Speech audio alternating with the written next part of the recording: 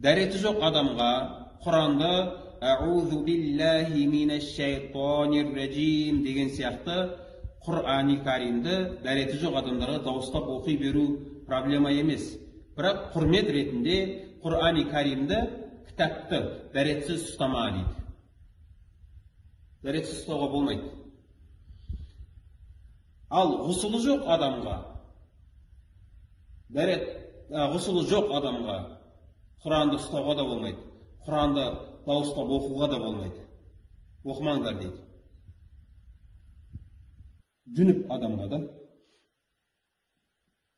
Бірақ зікірлер, астағфирулла, субханалла, әлхамдулилля, Аллаху акбар, маша Алла деген сөздер бар емес пе? Бұл сөздерді айту үшін дәретті болуы шарт емес. Әлбетте ол дәрет тек намаз үшін емес. Әрдайым дәретпен жүрген жақсы. Бірақ бұл сөздерді айту үшін дәреттің болуы шарт емес. Ғұсылы жоқ адамға бұл зікірлерді айта беруге болады.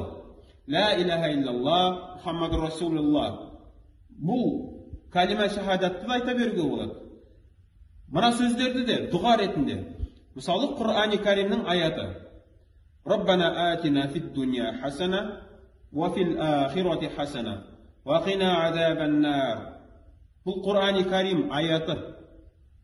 Сіз Құр'ан ретінде оны аузубилля бисмиллямен бастап оқи алмайсыз. Бірақ дұға ретінде, ғұсылы жоқ адамның өзіне, дұға ретінде қолын жайып отырып, Раббана атина фид дуния хасана, ва фил ахирати хасаната, ва қина азабан нар деп дұға ретінде қолдануға болады.